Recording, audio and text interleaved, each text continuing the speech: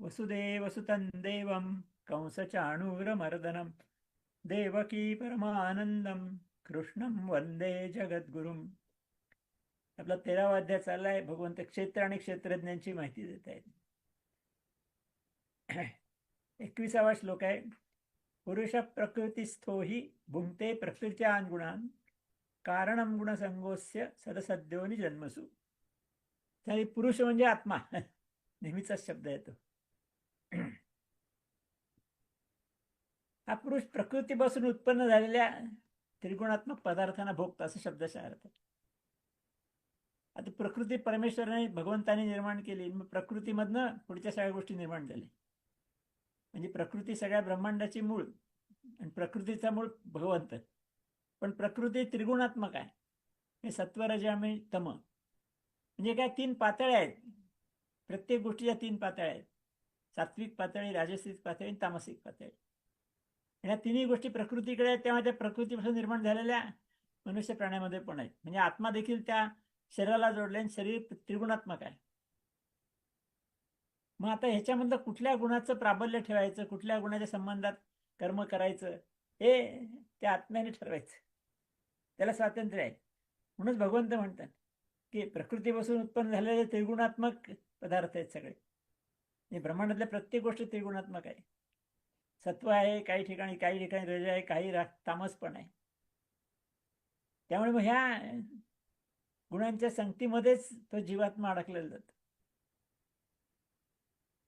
आणि मग त्याला कर्म करतो या 3 गुणाच्या साह्याने. सात्विक कर्म करेल, तामसिक करेल, राजसिक करेल.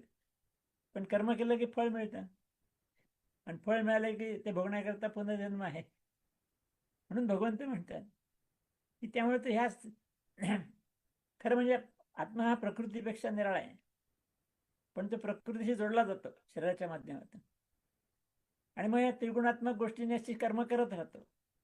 जशी पाय त्याची फळं मिळतात आणि त्याप्रमाणे त्याला पुढचा जन्म मिळतो असं भगवंत म्हणतात. जेव्हा चांगली कर्म केली, सत्वगुणाची कर्म केली तर चांगला जन्म मिळेल. घरच्या देवलोकातला जन्म मिळेल चांगला. म्हणजे राजस कर्म केली तर मनुष्य योनीतला जन्म मिळेल. तामस कर्म केले तर नीच योनीमध्ये जन्माला येईल.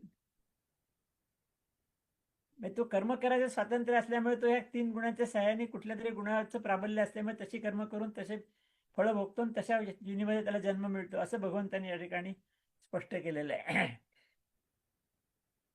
आणि पतंजलीने पण म्हटलंय क्लेशमूल हा कर्माशय दृष्ट अदृष्ट जन्मवेदनीय. ठीक आहे. पुढचा श्लोक आहे 22वा. उपद्रष्टा अनुमंताच भरता भोक्ता महेश्वर परमात्मेति चाप्युक्तो देहेस्मिन पुरुष परः. त्या पुरुषाला त्यांनी बरेच उपमा दिले आहेत की जो ह्या देहाशी जोडलेला जो आत्मा आहे, ज्याला जीवात्मा म्हटलं जातं, तो खरं परमात्माच आहे. म्हणजे परमात्मा शब्द एकच आहे, परमात्मा आणि आत्मा. त्यामुळे परमात्म्याचा अंश आहे खरं म्हणजे तो. पण तो प्रकृतीशी जोडला गेला आहे शरीराच्या माध्यमातून. आणि तो बघत असतो सगळं काय ते. म्हणजे मग तो साक्षी आहे. काय काय कामं करतो हे वर्णन केलं भगवंताने की या सगळ्या क्रियाच्या चालल्यात शरीराच्या माध्यमातून, प्रकृतीच्या गुणांच्या साह्याने जीवनभर ज्या क्रिया चालल्यात त्या तो बघत असतो. म्हणून त्याला साक्षी आहे असं म्हटलेलं आहे. उपद्रष्टा म्हणजे साक्षी. नंतर शेवटी कर्म काय करायचंय तोच ठरवतो ना. आत्माच निर्णय घेतोय सात्विक करायचं का राजस करायचं का तामस करायचं, पण तो आत्माच निर्णय घेतो. त्यामुळे त्याला तो काय जे ठरवले त्याला तो अनुमती देतो. खरं कर, काय हरकत नाही. म्हणून त्याला अनुमंता असा शब्द वापरलाय, अनुमती देणारा अशा अर्थाने.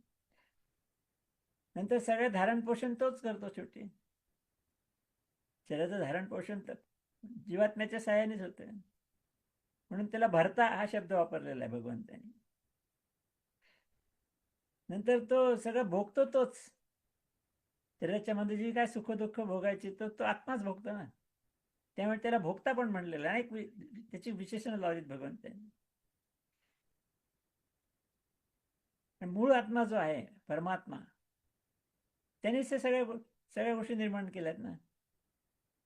त्यामुळे ब्रह्मदेव, विष्णू, ब्रह्मा विष्णू महेश ह्या सगळ्या संकल्पना ह्या सगळ्या परमात्म्याचीच निर्मिती आहे. त्यामुळे त्याला महेश्वर पण शब्द वापरला आहे. महा हा ईश्वरा, महेश्वरा अशा अर्थ. आणि तो खरा स्वतः परमात्मा स्वरूपच आहे, सच्चिदानंद घन आहे. त्यामुळे त्यालाही तो परमात्माच आहे. म्हणजे म्हणजे असा जो जीवात्मा शरीराशी जोडला गेल्यानंतर त्याची कर्म करतो, त्याच्या माध्यमातून एवढी सगळ्या गोष्टी त्याच्याकडनं होत असतात. आणि मग त्याला निरनिराळी नावं देऊन भगवंताने त्याच्या कार्याचं वर्णन या श्लोकामध्ये केलेलं आहे. 23वा श्लोक आहे आता. एवं वेत्ति पुरुषं प्रकृतिं च गुणैः सह सर्वथा वर्तमानोऽपि न स भूयोऽभिजायते. भगवंत म्हणतात की अशा रीतीने पुरुषाला, म्हणजे आत्म्यालाच लक्षात घ्यायचं नेहमीच, गुणांसहित प्रकृतीला जो मनुष्य तत्वता जाणतो, म्हणजे पुरुषाला जाणतो आणि प्रकृतीला पण त्या गुणासहित जाणतो. त्रिगुण आहेत प्रकृतीचे, सत्व रज तम, त्याच्यासहित जाणतो. तो माणूस सगळी कर्तव्य कर्म करत असतो, पण तो पुन्हा जन्माला येत नाही. म्हणजे पुन्हा जन्माला येण्याकरता, जन्म मरणाच्या फेऱ्यातून मुक्ती मिळण्याकरता पुरुषाला आणि प्रकृतीला व्यवस्थित जाणलं पाहिजे की पुरुष सचेतन आहे, प्रकृती अचेतन आहे. सगळं जग म्हणजे ब्रह्मांड हे सगळं प्रकृतीचं कार्य आहे. आणि त्यामुळे ते क्षणभंगूर आहे, नाशवंत आहे, जड आहे, अनित्य आहे. आणि जीवात्मा सचेतन आहे, नित्य आहे, निर्विकार आहे, अविनाशी आहे, सच्चिदानंद घन आहे. एकदम विरोधी गोष्टी आहेत त्याच्यात लक्षात येते. हे दोन्ही जाणलं पाहिजे त्यांनी. पण सामान्य माणसं उलट जाणतात. प्रकृती सत्य म्हणून मानतात, नित्य आहे म्हणून मानतात. त्यामुळे असं प्रकृतीला तत्वता जाणणारा पुरुष, परत प्रकृती त्रिगुणात्मक आहे, म्हणजे त्या गुणांचं आपण ज्ञान असलं पाहिजे, समजून घेतलं पाहिजे. तो असा कर्म करतो, पण त्यातनं कर्मफलाची निर्मिती होत नाही, अशा रीतीने तो कर्म करतो. म्हणजे निष्काम कर्म. आता पण आपण जे पाहिलं ते फलाशा सोडून, अहंकार सोडून, ममता सोडून, आसक्ती सोडून कर्म करतो. त्यामुळे त्यातनं फळाची निर्मिती होत नाही. त्यामुळे कर्माशयामध्ये वाढत नाहीत त्याची फळं, आणि त्यामुळे कर्म हे बंधनकारक होत नाही. आणि त्यामुळे मग तो मुक्त होतो, असं या श्लोकात सांगितलंय. पुन्हा जन्माला येत नाही म्हटले म्हणजेच जन्ममरणाच्या फेऱ्यातून मुक्त होतो. पुढचा श्लोक आहे 24वा. ध्यानेनात्मनि पश्यन्ति केचिदात्मानमात्मना अन्ये सांख्येन योगेन कर्मयोगेन चापरे. आता त्या परमात्म्याला कसं जाणतात याचं वर्णन भगवंत करतायत. की जो परमात्मा सगळ्या ब्रह्मांडाचा मालक आहे आणि नित्य आहे, निर्गुण आहे, निराकार आहे. अशा काही जण शुद्ध झालेल्या सूक्ष्म बुद्धीने ध्यानाच्या योगाने पाहतात, ध्यानाची साधना करतात. बुद्धी शुद्ध झाली म्हणजे काय, त्याचे सगळं व्यावहारिक गोष्टी सुटलेल्या आहेत. अहंकार, ममता हे सगळं, सुख दुःख सगळंच सगळ्याच्या पलीकडे तो गेलेला आहे. तर अशा दृष्टीने म्हणजे बुद्धियोगाचा सगळ्या बुद्धी ज्ञानयोग ज्याला म्हणता येईल, किंवा बुद्धियोग म्हटलंय भगवंतानी, त्या माध्यमातून समजावून घेतात. तर काही जण इतर कितीतरी लोक कर्मयोगाच्या द्वारा पाहतात, म्हणजे प्राप्त करून घेतात. म्हणजे ते ज्ञानयोग नाही त्याच्याकडे, कर्मयोग, कर्म करायचंय, पण फलाशा सोडून, अहंकार सोडून, ममता आसक्ती सोडून कर्म करायचं म्हणजे कर्मयोग, निष्काम कर्मयोग. म्हणून काही जण तत्वज्ञानाच्या माध्यमातून तत्वता जाणून बघतात, आणि काही जण कर्मयोगाच्या माध्यमातून प्राप्त करतात, असं भगवंतानी या श्लोकात म्हटलेलं आहे.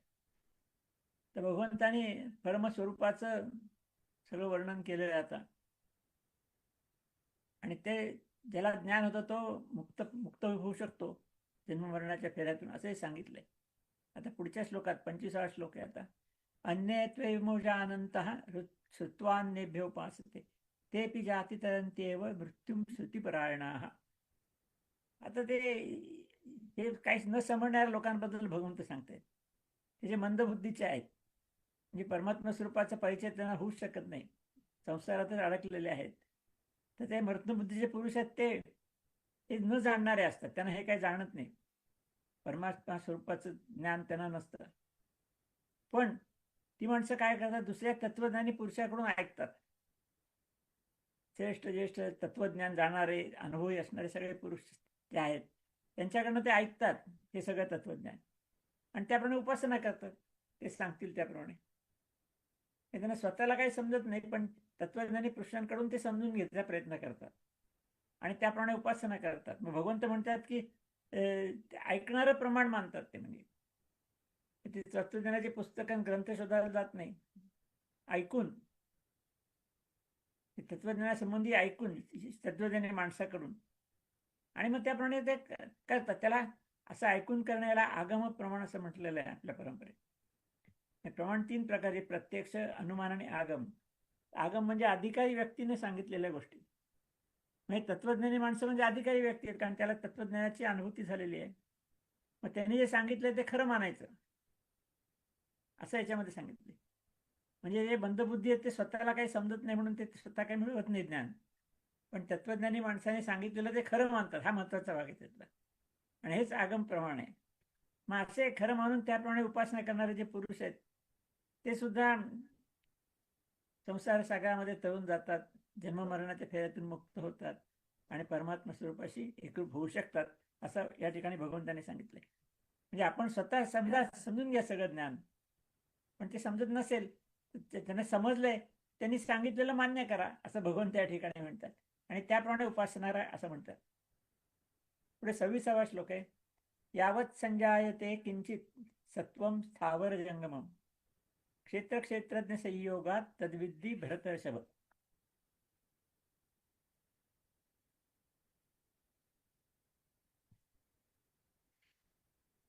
तर या ठिकाणी भगवान म्हणते, अर्जुना तू एक समज, या सगळ्या ब्रह्मांडामध्ये जे स्थावर जंगम प्राणी म्हणजे सगळ्याच गोष्टी, ब्रह्मांडात जे जे काय गोष्टी निर्माण झालेली आहे, सगळे जे प्राणी विशेषतः आहे, ते क्षेत्र आणि क्षेत्रज्ञाच्या संयोगाने उत्पन्न होतात. आता भगवंतांनी या अध्यायाच्या पहिल्या श्लोकात सांगितले, क्षेत्र शरीर म्हणजे क्षेत्र, म्हणजे शरीरम इथे क्षेत्र भिधी होते म्हटले. पण दुसऱ्या श्लोकात असं सांगितलं की प्रकृती हे सुद्धा क्षेत्र आहे. काही न करणारी प्रकृती सुद्धा हे क्षेत्र आहे.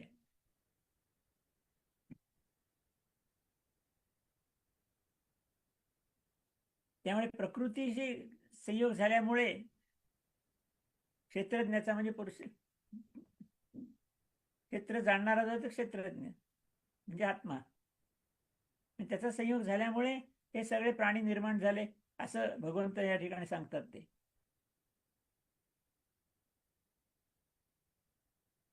ते नुसतं क्षेत्राने काय होणार नाही, नुसत्या क्षेत्राने काय होणार नाही, म्हणजे दोन्ही जेव्हा एकत्र येतात तेव्हा ते संबंध सृष्टीची निर्मिती होते. म्हणून तेच तत्वज्ञान या ठिकाणी पुढे त्याचा आणखीन खुलासा ते करणार आहेत.